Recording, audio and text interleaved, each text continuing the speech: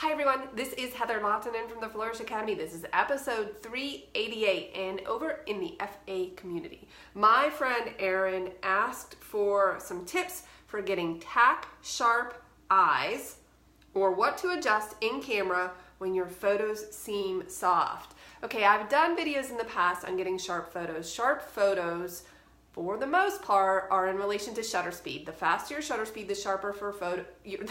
Oh my gosh, let me start over. The faster your shutter speed, the sharper the photos if you get a good focus. Obviously, there is something about focus and we have to talk about aperture. And is it a focus issue? Is it a depth of field issue? Is it a motion blur issue? There are a lot of things to consider, and sometimes it gets confusing because you wonder, okay, is it the settings that I'm selecting?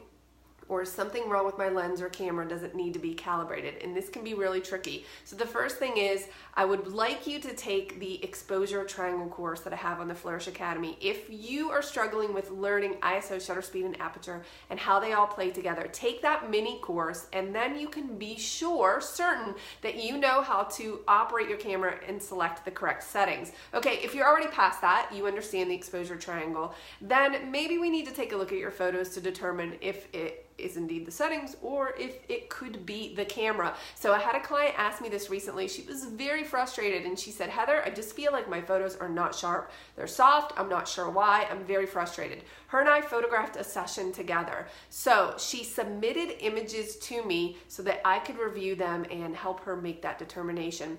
So what I did was a screencast for her, and that's like when I do my Lightroom and Photoshop classes. Those are screencasts where you see my screen, you hear my voice, and I am walking you through what we need to learn. So I looked at her photos. We went through every single photo. She had submitted maybe 20 or 25 images. I went through every single photo and I recorded a screencast talking about what the settings were, whether it was the settings, whether it was the camera, this wasn't sharp because of that, or maybe take a look at this, understanding your ISO capabilities on your particular camera. She said that was the most valuable exercise she has ever been through. And I offer that as a service on the Flourish.Academy website.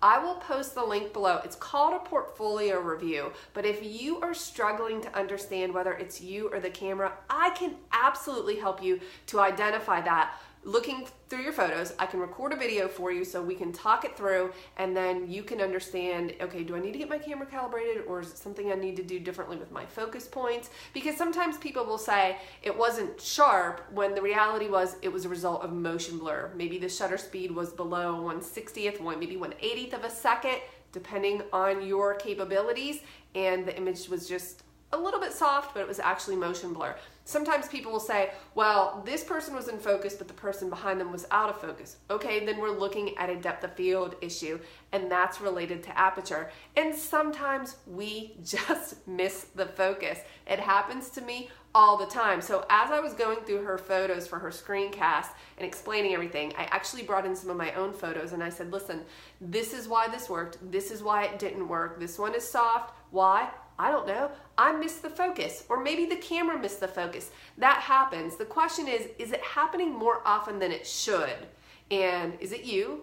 That is it the operator or the settings, or could it be the camera and it needs calibrated? So if you want to look into that, I will post that link below. You just submit some images to me, either your website, portfolio, or Dropbox. I have that listed in the instructions, and I can go through your photos and usually give you a pretty good indication as to what the issue might be. So hopefully you found this useful. I'll see you in the next video.